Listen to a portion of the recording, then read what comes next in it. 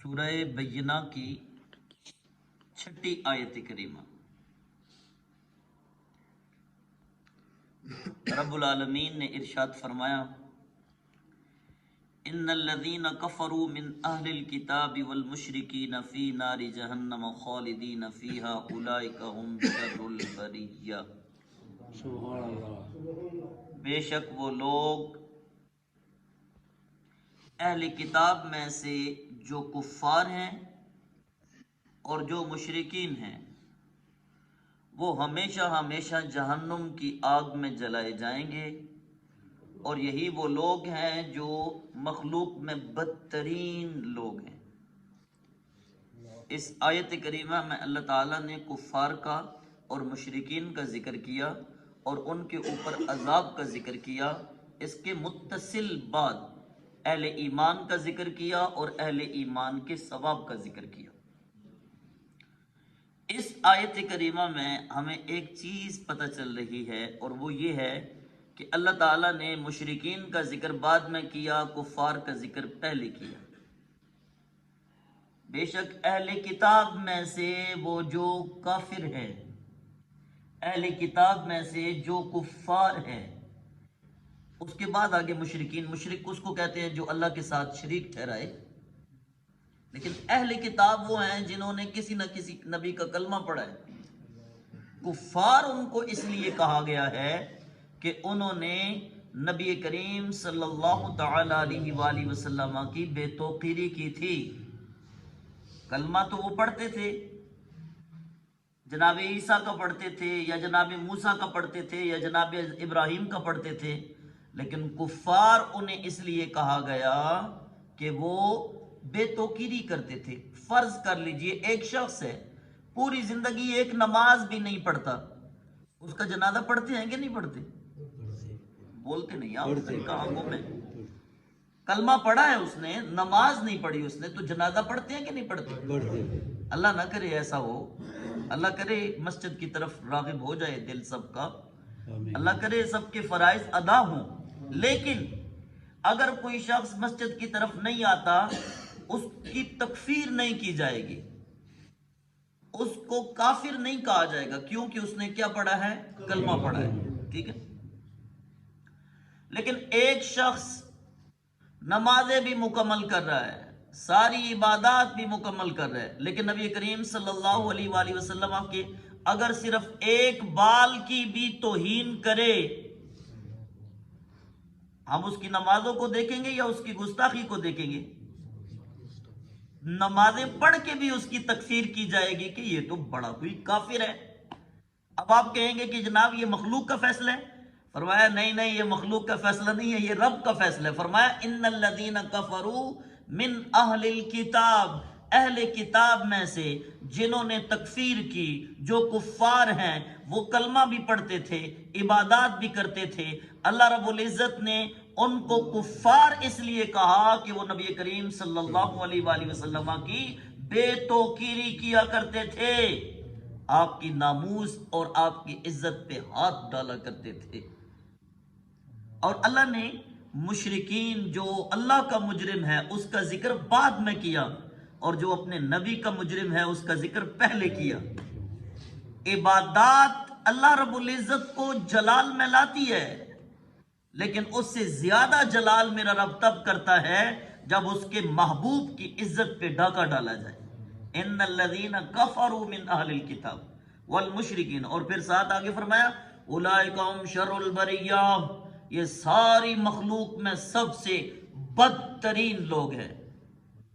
اللہ اکبر کبیرہ۔ ان الذین آمنوا وعملوا الصالحات، اور بے شک وہ لوگ جو اہل ایمان ہوئے اور اچھے عمل کیے، اولئک هم خیر البریہ، یہ تمام مخلوق میں سب سے بہترین لوگ ہیں۔ ام المومنین سیدہ عائشہ صدیقہ رضی اللہ تعالی عنہا، آپ نے عرض کیا یا رسول اللہ صلی اللہ علیہ وآلہ وسلم، یہ تو بتائیے مخلوق میں سب سے افضل کون ہے؟ تو آقا کریم صلی اللہ علیہ وسلم نے ارشاد فرمایا عائشہ آپ نے یہ آیت نہیں پڑھی ان الذین آمنوا وعملوا الصالحات، کہ لوگوں میں جو ایمان لے کے آئے ہیں وہ مخلوق میں سب سے بہترین لوگ ہیں، سب سے افضل ترین لوگ ہیں۔ یہ آیت کریمہ ہمیں بتا رہی ہے کہ اہل ایمان کی شان یہ ہے کہ اللہ نے انہیں فرشتوں سے بھی زیادہ افضل فرمایا ہے۔ فرشتے بھی مخلوق ہیں نا، ساری مخلوق ہے، 18,000 عالم جو اللہ نے پیدا فرمائے ہیں جی، 18,000 جہان جو میرے رب نے پیدا فرمائے ہیں، ان سب میں اللہ مومنین کے متعلق فرما رہا ہے خیر البریہ، یہ مخلوق میں تمام مخلوقات سے افضل و اعلیٰ ہے۔ تو جناب فرشتے بھی وہ ہیں نا، وہ بھی مخلوق ہیں، لیکن ان میں افضل اہل ایمان کو فرمایا جا رہا ہے۔ اللہ اکبر کبیرہ۔ ویسے بندے کے ذہن میں بات آئے کہ یار وہ فرشتوں اتنے پاکیزہ ہیں، کبھی انہوں نے نفرت نہیں کی، کبھی جھوٹ نہیں بولا، کبھی انہوں نے دغابازی نہیں کی، کبھی انہوں نے بدنظری نہیں کی، کبھی انہوں نے جو ہے وہ ایسے کام نہیں کیے جن سے اللہ نے منع فرمایا ہے۔ سنو میرے بھائی، یہ انسان کا جو وجود ہے نا، یہ جو نفس انسان ہے، یہ علم بھی رکھتا ہے، قدرت بھی رکھتا ہے۔ اب سنیے کس طرح۔ اس کو علم ہے کہ یہ چیز غلط ہے، اور قدرت بھی رکھتا ہے کہ یہ کام نہ کرے۔ اس کو علم ہے کہ یہ چیز ٹھیک ہے، اور قدرت بھی رکھتا ہے کہ یہ کام کرنا ہے۔ آگے نہ کرے تو ایک الگ بات ہے نا، قدرت بھی رکھتا ہے۔ وہ ان کے اندر یہ بات نہیں ہے، رب نے انہیں جو حکم دے دیا وہ دے دیا۔ اب سنو وجہ کیا ہے۔ فرشتے کماتے نہیں ہیں، انسان کماتا ہے، اپنے بچوں کو کھلاتا ہے، اس کے باوجود نماز کا ٹائم آتا ہے تو سارا کچھ چھوڑ چھڑا کے رب کی بارگاہ میں سجدہ کرتا ہے، اور رب کو یہی چیز زیادہ پسند ہے، اور یہی چیز انسان کو فرشتوں سے بھی افضل کر دیتی ہے۔ ان کو تو دنیا کے جھنجھلاٹ نہیں، ان کے پاس تو برادری کی غمی خوشی نہیں ہے، ان کے پاس تو یہ نہیں ہے کہ انہوں نے بچوں کا پیٹ پالنا ہے، لیکن انسان کے پاس یہ سارا کچھ ہونے کے باوجود، ان مشکلات کے ہونے کے باوجود، انسان کہتا ہے اللہ اکبر، میرے رب نے صدا دے دی، اب میں سارے کام چھوڑ کے پہلے بارگاہ خدا بندی میں سربہ سجود ہو جاؤں۔ یہ ہے افضلیت، اور یہ کامل تب ہی ہوتا ہے، انسان کا نفس کامل تب ہی ہوتا ہے جب اس کے پاس علم ہو اور اس کے پاس قدرت ہو۔ اور اگر علم نہ ہو اور قدرت ہو پھر بھی بات نہیں بنتی، قدرت ہو اور علم نہ ہو پھر بھی بات نہیں بنتی۔ خوش نصیب ہے وہ بندہ جس کو علم بھی حاصل ہو جائے اور وہ اس کا نفس اتنا مرا ہوا نہ ہو کہ وہ عبادات پر یا گناہ کی طرف بڑھنے پر اس کے اندر قدرت ہی نہ ہو۔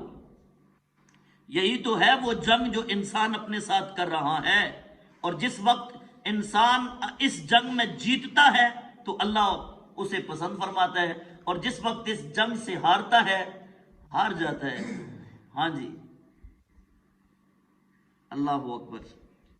کبھی کبھی ایسی بات ہوتی ہے کہ پھر اس کی آگے تفصیل میں نہیں جانا پڑتا، اور نہ ہی بندہ جا سکتا ہے۔ اولئک ہم خیر البریہ، رب کا قرآن یہ کہہ رہا ہے کہ اہل ایمان وہ جو اچھے عمل کریں وہ مخلوق میں سب سے بہترین مخلوق ہیں۔ جزاؤہم، ان کی جزا کیا ہے؟ آگے ایک ہی آیت کریمہ رہ گئی ہے، وہ جزا کیا ہے اور وہ کس وجہ سے ہے؟ اللہ رب العزت نے اس کا ان تین لائنوں میں ذکر کیا ہے۔ انشاءاللہ وہ آئندہ نشست میں پڑھنے کی سعادت حاصل کریں گے۔ اللہ عمل کی توفیق عطا فرمائے۔